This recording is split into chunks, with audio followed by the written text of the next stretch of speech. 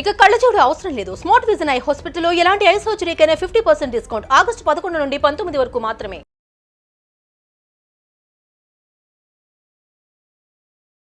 Welcome to Suman TV. నేను మీ Suman TV Nag.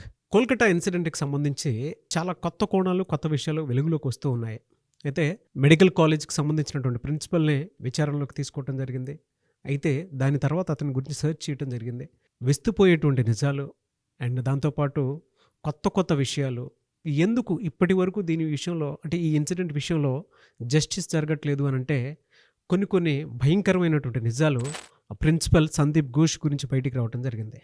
ఆ విషయాలు ఏంటి, అసలు దీనికి సంబంధించినటువంటి విషయంలో జస్టిస్ జరుగుతుందా లేదా అనేది ఈరోజు మనతో పాటు అడ్వకేట్ రవీంద్రనాథ్ గారు ఉన్నారు. సో అది వారి మాటలోనే తెలుసుకుందాం. Hello sir. హాయ్ అండి నాగరాజు గారు. సో అసలు మామూలుగా అంటే దేశం మొత్తం చర్చ జరుగుతున్నటువంటి ఇన్సిడెంట్ ఇది. అసలు దీనికి జస్టిస్ జరుగుతుందా లేదా అనుకున్నటువంటి ఆలోచన కూడా రేకెత్తించేలా ఉందన్నమాట.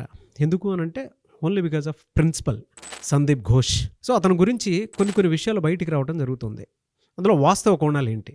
సందీప్ ఘోష్ ఆర్జేకర్ మెడికల్ కాలేజీలో ప్రిన్సిపాల్గా అపాయింట్ అయినప్పటి నుంచి కూడా ఇతను ఒక నడుస్తున్న నరమృగం అని చెప్పుకోవచ్చు.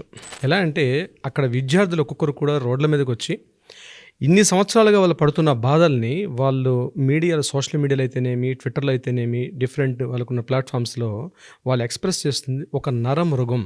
ఇప్పటి వరకు ఒక ముసుగేసుకున్నటువంటి నరమృగం మాకు ప్రిన్సిపాల్గా పనిచేశాడు అని వాళ్ళు చెప్తుంటే అవన్నీ వింటుంటే విస్తుపోయి నిజాలు బయటకు వస్తున్నాయి. ముఖ్యంగా ఈ సందీప్ ఘోష్ అని ఈ ప్రిన్సిపాల్ పాత్ర ఏదైతే ఉందో ఇది సస్పెక్ట్ చేయాల్సిన పరిస్థితి. సహజంగా నేర ప్రవృత్తి కలిగేటువంటి ఒక వ్యక్తి ప్రిన్సిపాల్గా ఉంటే ఎంత దారుణంగా ఉంటుందన్నది ఈ రోజుకి సజీవ సాక్ష్యమే ఈ ఆర్జేకర్ మెడికల్ కాలేజ్ జరిగిన ఈ దుర్ఘటన. ఎలా అంటే సంజీవ్ ఘోష్ యొక్క ప్రీవియస్ హిస్టరీని ఇప్పుడు అన్ని చోట్ల సెర్చ్ చేస్తున్నారు. అవి చదువుతుంటే ఆశ్చర్యం అనిపిస్తుంది. ఇంతకాలం ప్రభుత్వం ఒక వ్యక్తిని ఇంతకాలం ఎలా కంటిన్యూ చేసింది, ఇలాంటి నేర ప్రవృత్తి కలిగినటువంటి ఒక వ్యక్తిని ఎలా కంటిన్యూ చేస్తే ఎలాంటి మూల్యం చెల్లించుకోవాలన్నది మిగిలిన ప్రతి మెడికల్ కాలేజీలో పనిచేస్తున్న ప్రిన్సిపాల్ అందరికీ కూడా ఇది ఒక గుణపాఠంగా తెలుసుకోవాలి. ఇప్పటివరకు ఎవరైనా అటువంటి స్థాయిలో ఉంటే తెలుసుకోవాల్సిన విషయం కూడా. అయితే ఈ ఆర్జేకర్ మెడికల్ కాలేజీలో ఇప్పటివరకు మొన్నటి వరకు అంటే ఆగస్టు 9న ఆయన సస్పెండ్ అయిన తర్వాత ఆయన యొక్క ప్రీవియస్ నేర ప్రవృత్తి మనం తెలుసుకుంటే నాగరాజ్ గారు అసలు ఇలాంటి వ్యక్తి ఉన్నాడా అనిపిస్తుంది మనకి. ఇతను 2021 వరకు కూడా వైస్ ప్రిన్సిపాల్గా పనిచేసేవాడు. 2021లో ప్రమోట్ అయ్యాడు యాజ్ ఎ ప్రిన్సిపాల్గా, అంటే కరోనా తర్వాత. 21లో ప్రమోట్ అయిన తర్వాత ఇతను ప్రిన్సిపాల్గా అపాయింట్ చేసిన తర్వాత 2021, 22, 23 ఆ ప్రాంతం వరకు భయంకరమైనటువంటి నేర ప్రవృత్తి. ఏంటి ఏ రకంగా అంటే ఇతని మీద జూన్లో అబ్లిగేషన్స్ వచ్చాయి. ఆఫ్టర్ ఆల్ అని చెప్పి ఒక వ్యక్తి, అతను హెల్త్ డిపార్ట్మెంట్ సంబంధించిన ఒక వ్యక్తి విజిలెన్స్ డిపార్ట్మెంట్కి ఈయన మీద ఒక ఎంక్వైరీ ఫామ్ పంపించాడు. ఏమనంటే మొత్తం 28 పాయింట్స్, అసలు 28 పాయింట్స్ అబ్లిగేషన్స్ అంటే 1 or 2 పాయింట్స్ కాదు. అది ఎవరికి పంపించారు? ఆ కాలేజీలో జరుగుతున్న అక్రమాల మీద విజిలెన్స్ డిపార్ట్మెంట్కి ఇన్ఫార్మ్ చేశాడు. అందులో అన్నీ మనం చెప్పుకోలేము. ప్రధానంగా చెప్పుకోవాల్సింది ఏంటంటే ముఖ్యంగా ఉమెన్ ట్రాఫికింగ్ అనేది ప్రధానంగా ఈ కాలేజీలో జరుగుతుంది. దీని మీద ఎంక్వైరీ చేయండి. నెంబర్ 2, ప్రతి వెండర్స్ మీద నెపోటిజం పేరు మీదుగా మొత్తం ఆయన సంబంధించినట్టు అనుయాయులందరూ మొత్తం ఈ డిపార్ట్మెంట్లో ఉన్నారు. ప్రతి సెగ్మెంట్లో, అది మేనేజ్మెంట్ నుంచి చివరి స్వీపర్ వరకు కూడా ప్రతి డిపార్ట్మెంట్లో రిక్రూట్మెంట్ పార్ట్ అంతా కూడా ఆయన తెలిసిన వాళ్ళు చేసుకోవాలి. నెంబర్ 3, కాలేజీలో భయంకరటువంటి హాస్టల్స్లో ముఖ్యంగా ఈ గంజాయి ఇట్లాంటి మత్తు పదార్థాలు చాలా వరకు వినియోగం జరుగుతుంది. దీని మీద ఎంక్వైరీ చేయమని చెప్పి పంపించాడు. ఇదంతా కాకుండా వెండర్స్ కాంట్రాక్ట్స్ ఇచ్చే విషయంలో 20% కమిషన్ తీసుకోవాల్సిందిగా ప్రతి చోట అది స్ట్రిక్ట్లీ ఇంప్లిమెంట్ చేశాడు. ప్రతి చోట 20% స్ట్రైట్గా ఆయన పాకెట్లోకి వెళ్తుంది. ఇది కూడా ఒక పాయింట్. వీటన్నిటికన్నా ఇంకొక భయంకర విషయం ఏంటంటే అవయవాల యొక్క మార్పిడి. దీని మీద ఆబ్లిగేషన్స్ బీభత్సంగా వచ్చాయన్నమాట. 2023లో 21లో వచ్చిన తర్వాత ఈయన మీద ఆబ్లిగేషన్స్ రాగానే ఈయన ఏం చేశారు, ఇక్కడ నుంచి ముర్షిదాబాద్ మెడికల్ కాలేజ్కి ట్రాన్స్ఫర్ చేశారు. ఇక్కడ విచిత్రం చూడండి, వితిన్ 48 అవర్స్లో ముర్షిదాబాద్ మెడికల్ కాలేజ్ నుంచి, అంటే ఇక్కడ సస్పెండ్ అయ్యి ఇక్కడ నుంచి 48 అవర్స్లో ముర్షిదాబాద్ మెడికల్ కాలేజ్కి వెళ్ళడం. చూడండి ఎంత దారుణమైనటువంటి విషయం ఇది. అసలు ఇక్కడ ఒక ఇన్సిడెంట్ జరిగింది, ఇక్కడ రిజైన్ చేశారు, వెంటనే వేరే మెడికల్ కాలేజ్లోకి ప్రిన్సిపల్గా అపాయింట్ అయ్యారు. సస్పెండ్ కాకుండా మళ్ళీ ట్రాన్స్ఫర్ చేశారు. Just only transfer Murshidabad medical కాలేజ్లో అపాయింట్ చేయడం జరిగింది. దీని వెనక అసలు ఎంత పొలిటికల్ ఇన్ఫ్లుయెన్స్ ఉందో. నేను పొలిటికల్ మాఫియా అంటాను దీని వర్డ్ని. ఒక మాఫియా అనే వర్డ్ని వాడొచ్చు మనం ఇక్కడ. అక్కడ జాయిన్ అయిన తర్వాత అక్కడ పోనీ సవ్యంగా ఉన్నాడా? అక్కడ లేదు. స్టూడెంట్స్ ర్యాగింగ్ విషయం మీద అక్కడ కూడా మరలా అప్లికేషన్స్ ఎదుర్కొ సుమారుగా 700 మంది students Murshidabad medical college students నుండి బయటకు వచ్చి కాలేజీని అటెండ్ కాకుండా అక్కడ గొడవ చేశారు ఇదే ప్రిన్సిపాల్ మీద. ఎగైన్ అక్కడి నుంచి ఆయన సిఎన్ఎంసీకి వచ్చాడు జస్ట్ డిప్యూటేషన్ మీద. చూడండి, డిప్యూటేషన్ ఆయన ఎక్కడ సస్పెండ్ కాలేదు, ఇన్ని ఆబ్లిగేషన్స్ వస్తున్నాయి ఎక్కడ సస్పెండ్ కాలేదు. డిప్యూటేషన్ మీద మరలా ఆయన ఎక్కడికి వచ్చాడు, సిఎన్ఎంసీ మెడికల్ కాలేజ్కి వచ్చాడు. ఆయన ఎండ్ ఆఫ్ ద గోల్ ఏంటి, ఆర్జేకర్ మెడికల్ కాలేజ్లో ప్రిన్సిపల్గా ఉండాలి, అందుకోసం చక్కర్లు కొడుతూ ఉన్నాడు మరలా ఆయన. ఎగైన్ అక్కడి నుంచి రీసెంట్గా సెప్టెంబర్ 2023లో అక్కడి నుంచి ఆర్జేకర్ మెడికల్ కాలేజ్కి మళ్ళీ రీఅపాయింట్మెంట్ జరిగింది. ఈ సంఘటన ఆగస్టు 8న జరిగిన సంఘటన ఒకసారి మనం పరిశీలన చూసినట్టయితే, మరొకసారి మనం రీక్యాప్ చేసుకుంటే 8వ తారీఖు రాత్రి అర్ధరాత్రి జరిగిన సంఘటన గురించి మనం విశ్లేషించుకుంటే అక్కడ 2 సీసీ కెమెరాలు పనిచేస్తున్నాయి. ఒకటి ఫస్ట్ ఫ్లోర్లోకి వెళ్ళే సీసీ కెమెరా, పైన 4th ఫ్లోర్ అంటే స్టేర్ కేస్ మీద ఒక కెమెరా ఉంది. మొత్తం కారిడార్ ఏదైతే 4th ఫ్లోర్ నుండి మన ఈ ఆడిటోరియం అన్న హాల్ అన్నారు, ఈ హాల్ దగ్గర ఒక కెమెరా ఉంది. ఈ 2 వైపులో 2 కెమెరాలు తప్ప ఇంకెక్కడ కెమెరాస్ లేవు. ఇక్కడ ఇవన్నీ ఎలా వెలుగులోకి వచ్చాయంటే సిబిఐ వాళ్ళు ఎంక్వైరీ చేసిన తర్వాత ఇవన్నీ వెలుగులోకి వచ్చాయి. సీసీ ఫుటేజ్ కూడా బయటకు వచ్చాయి. 11 o'clock టైంలో ఒక పర్సన్ లోపలికి వెళ్తూ కనిపించాడు. సో 11:30కి ఆ పర్సన్ మళ్ళీ బ్యాక్ వస్తూ కనిపించాడు. అరౌండ్ 12-12:30 ఆ ప్రాంతం మధ్యలో 4 కుర్రాలు ఇంక్లూడింగ్ విక్టిమ్ కలిసి స్టేర్ కేస్ నుంచి పైకి వెళ్ళారు. వాళ్ళు లిఫ్ట్లో వెళ్ళారు, స్టేర్ కేస్ నుంచి పైకి వెళ్తూ ఆడిటోరియంలో వాళ్ళు కూర్చున్నారు. అక్కడ భోజనం చేస్తున్నట్టుగా ఆనవాళ్ళు కనిపించి చేతులు కడుక్కోలేదు ఇంకా వాళ్ళు. ఇగైన్ అక్కడి నుంచి 4 members వెనక్కి వచ్చేసారు. 12:30 నుంచి 2:30 వరకు అక్కడ ఉండి 2:30కి 4 members కూడా బయటకు వచ్చేసారు. 2:30కి ఈ అమ్మాయి రాలే, ఆ కెమెరా ఫుటేజ్లో ఈ అమ్మాయి కనిపించలేదు. అక్కడ వరకు జరిగింది అది. 4 o'clock ఆ సమయంలో ఏం జరిగింది, ఒక పర్సన్ ఇప్పుడు ఎవరైతే మనం సంజయ్ రాయ్ అని చెప్తున్నాం, ఎవరైతే మనం మెయిన్ కల్పిట్ అని చెప్తున్నాం, ఈ సంజయ్ అనే వ్యక్తి పైకి వెళ్తూ ఒక గ్రీన్ కలర్ షర్ట్ వేసుకుంటూ పైకి వెళ్తున్నాడు స్టేర్ కేస్ నుంచి. 4 o'clock వెళ్ళి అగైన్ 4:35కి ఆయన అక్కడి నుంచి బ్యాక్ వచ్చి వెనక్కి వెళ్ళిపోతూ కనిపించాడు. ఇది సీసీ ఫుటేజ్. ఎందుకు మనం సందీప్ ఘోష్ గురించి మాట్లాడుతూ ఈ విషయం ఎందుకు మాట్లాడుతున్నాం అంటే, ఈ ఫుటేజ్ అన్నీ కూడా ఫస్ట్ ఎప్పుడైతే సంఘటన జరిగిందో ఈ ఇన్ఫర్మేషన్ ప్రిన్సిపల్కి ఇన్ఫర్మేషన్ వెళ్ళింది. మార్నింగ్ అరౌండ్ 6:30, 7 o'clock జరిగింది. 6:30కి ఇన్ఫర్మేషన్ వెళ్ళంగానే ఆయన వీళ్ళందరూ కూడా నాకు తెలిసిన ఇన్ఫర్మేషన్ ప్రకారం నేనేమనుకుంటున్నానంటే ఇమ్మీడియట్గా ఇది హైదరాబాద్ కన్ఫర్మ్ చేశాడు ఆయన. దీన్ని ఎలాగైనా ఒక సూసైడ్ కేసుగా దీన్ని కవర్ చేసేసి సాక్ష్యాలని రూపుమాపేసి ఎవిడెన్సెస్ ఏవి లేకుండా ఉండాలనే ఉద్దేశంతో ఒక చర్చ జరిగింది. మార్నింగ్ అరౌండ్ 6 నుంచి 9:30 వరకు ఒక పెద్ద హైడ్రామా నడిచింది కాలేజీలో, వితౌట్ పోలీసులకి ఇన్ఫర్మేషన్ జరగకుండా. ఈ టైంలో 9 o'clock పేరెంట్స్కి ఇన్ఫర్మ్ చేశారు. ఏమని ఇన్ఫర్మ్ చేశాడు ఈ సందీప్ ఘోష్ అనే ప్రిన్సిపాల్, ఇది సూసైడ్ కేసు అని ఇన్ఫర్మ్ చేశాడు ఆయన. ఇక్కడ జాగ్రత్తగా పరిశీలించాల్సింది, ఇది సూసైడ్ కేస్ అని ఇన్ఫర్మ్ చేశాడు ఆయన. First information is very important. ఇక్కడ ఇన్ఫర్మ్ చేసిన తర్వాత పేరెంట్స్ అందరూ, ఈ స్టోరీ అంతా మనకి కంటిన్యూస్ తెలిసిన విషయమే. ఇన్ఫర్మ్ చేసిన తర్వాత ఈరోజు ఆయనకి ఇమ్మీడియట్గా ఏం చేశారు, అదే రోజు నాడు 9th అంటే ఆగస్ట్ 9th ఇతనికి సాయంత్రం 5:30కి పోస్ట్ మార్టం జరిగింది.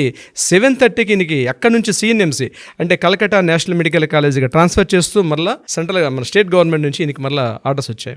ఈయన మెడికల్ కాలేజ్ జాయిన్ అవబోతున్నాడు. అయితే ఇక్కడే సోషల్ మీడియా కానీ మీడియా ఒక్కసారి బయటకు రావడం వల్ల సందీప్ ఘోష్ యొక్క విషయాన్ని హైకోర్టు ఇమీడియట్గా ఏం చేసిందంటే, మమతా బెనర్జీ చేసినటువంటి ఏదైతే ట్రాన్స్ఫర్ ఆర్డర్స్ తప్పు అని ఖండించి ఇమీడియట్గా ఆయన సస్పెండ్ చేసింది హైకోర్టు.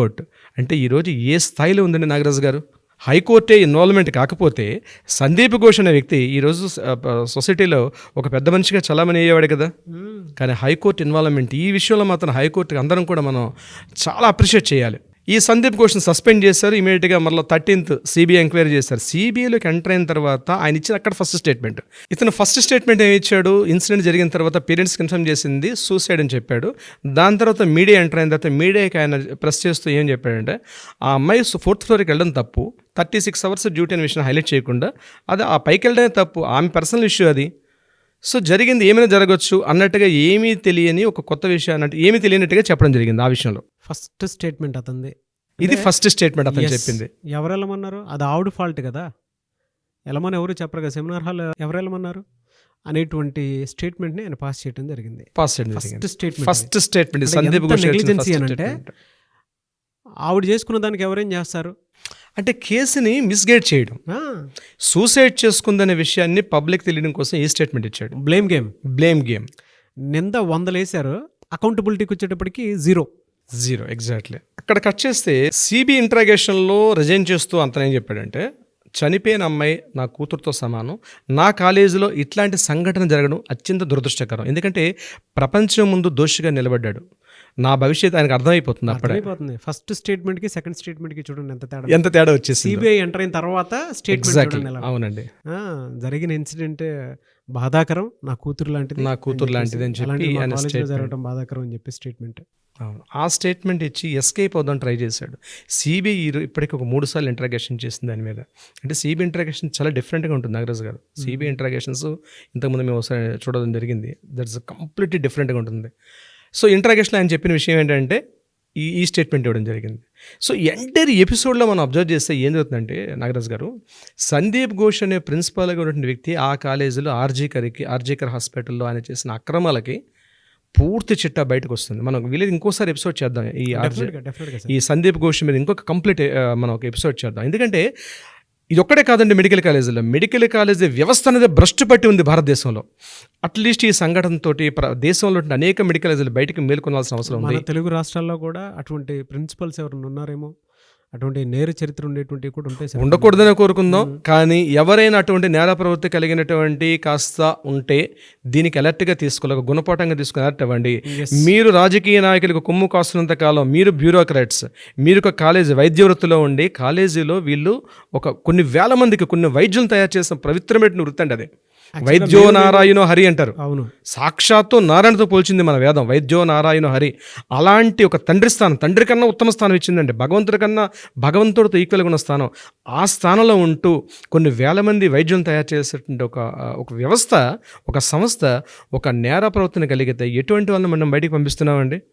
మనం లాస్ట్ టైం చేసినటువంటి వీడియోకి ఇది ఇక్కడి నుంచే ప్రక్షాళన స్టార్ట్ అవ్వాలని చెప్పిన వీడియోకి కింద కామెంట్ బాక్స్లోనే 2 lakhs వ్యూవర్షిప్ దాటింది. అది జనరల్గానే అంటే ఒక 3 అవర్స్కే 2 lakhs వ్యూవర్షిప్ దాటింది. కింద అందరూ మెడికల్ స్టూడెంట్స్ కామెంట్ ఎగ్జాక్ట్లీ నేను అందరూ మెడికల్ స్టూడెంట్స్లో కూడా మా కాలేజ్లో కూడా ఇలాంటిది ఒకటి ఉంది అని కింద కామెంట్ బాక్స్ లో ఒక ఉద్యమంగా రావాలి నాగరాజు గారు. ఎందుకంటే ప్రతి స్టూడెంట్స్ ఆర్ ద వెపన్ అండి. ఈరోజు నెక్స్ట్ రేపటి జాతి నిర్మాతలు వాళ్ళే. ఎందుకంటే ఒక వ్యవస్థని, ఒక వైద్య ప్రవృత్తి, ఒక పవిత్ర వృత్తి అండి, అన్ని వృత్తుల్లో కల్లా పవిత్ర వృత్తి వైద్య వృత్తి. అట్లాంటి వ్యవస్థ ప్రక్షాళన జరగాల్సిన ఆవశ్యకత ఉంది, అవసరం ఉంది. నేను స్టూడెంట్స్ అందరికీ, మెడికల్ కాలేజ్ స్టూడెంట్స్ అందరికీ చెప్పేది ఏంటంటే అట్లీస్ట్ కిందన మీకు కామెంట్స్ పెట్టండి.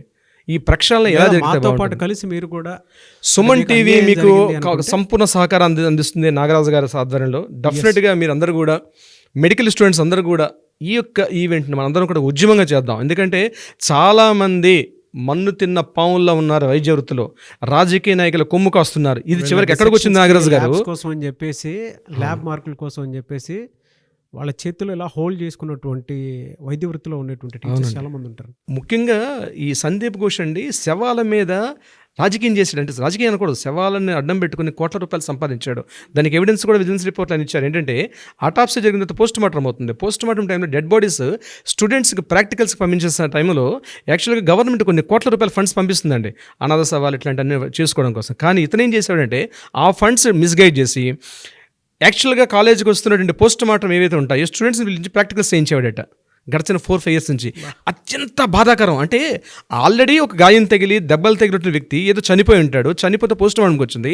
ఆ పోస్ట్ మార్టం చేసి పంపించాలి. కానీ ఈయన చేసేది పోస్ట్ మార్టం మాత్రమే కాకుండా స్టూడెంట్స్ని పిలిచి ప్రాక్టికల్స్ చేయించేవాడు దాని మీద. దీని మీద 2023 నవంబర్ ఆ టైంలో స్టూడెంట్స్ కొన్ని వేల మంది, ఈవెందో బాధిత కుటుంబాలు కూడా ఇదే కాలేజ్ గేటు ముందు ధర్నాలు చేశారు. మా యొక్క జరిగిన యాక్సిడెంట్ ఒకటి, బాడీస్ వస్తాయి, హాస్పిటల్కి వస్తాయి, యాక్చువల్గా కనిపించిన యాక్సిడెంట్ ఒకటి పోస్ట్ మార్టం చేసి మొత్తం దేహాన్ని చిన్న భిన్నం చేసి, అంటే యాక్చువల్గా ఇది కాదు కదా పర్పస్. ఈయనకి ఆల్రెడీ కోట్ల రూపాయల ఫండ్స్ వస్తున్నాయి. ఆ కోట్ల రూపాయల ఫండ్స్ వేరే పాకెట్లకు పంపించి ఈయన చేసిన అక్రమాలు అత్యంత దారుణం నాగరాజు గారు. దీని కంక్లూజన్ ఎలా అంటే మనం చెప్పేది ఒకటి, వైద్య ప్రవృత్తులు ఉన్నటువంటి వైద్య వృత్తులు అధికారులకు గాను, ఉన్నతాధికారులు కావచ్చు, లో నుంచి హై ప్రొఫైల్స్ అందరూ కూడా చెప్పేది ఒకటే, ఇప్పటికైనా మీరు కళ్ళు తెరిచి ఇప్పటికైనా మానుకోకపోతే ఈరోజు స్టూడెంట్స్ అనేవారు వెపన్స్లా తయారయ్యారు. సోషల్ మీడియా ఒక ప్రపంచంలో ఉంది, భారీ మూల్యం చెల్లించుకుంటారు. ఇట్లాంటి సంఘటనలు మరలా రిపీట్ కాకుండా ఇప్పటికైనా ఫుల్ స్టాప్ జరగాలంటే మీరు మారాల్సిన అవసరం ఉంది. దీనికి మమతా బెనర్జీ గారు మాత్రం భారీ మూల్యం చెల్లించుకుంటారు. ఆవిడ ఇప్పటికైనా స్వచ్ఛందంగా రిజైన్ చేసి పబ్లిక్లోకి వచ్చి తన సారీ చెప్పి ముందుకెళ్తే బాగుంటుంది నా అభిలాష. ఆడియన్స్ కూడా ఏ విధంగా స్పందిస్తారో వీడియో కింద కామెంట్ బాక్స్ రూపంలో అనేది చూద్దాం. Thank you so much sir. Thank you అండి నాగరాజ్ గారు, thank you so much. Suman టీవీలో మీ పర్సనల్ అండ్ బిజినెస్ ప్రమోషన్స్ కోసం కింది నెంబర్కి కాంటాక్ట్ చేయండి.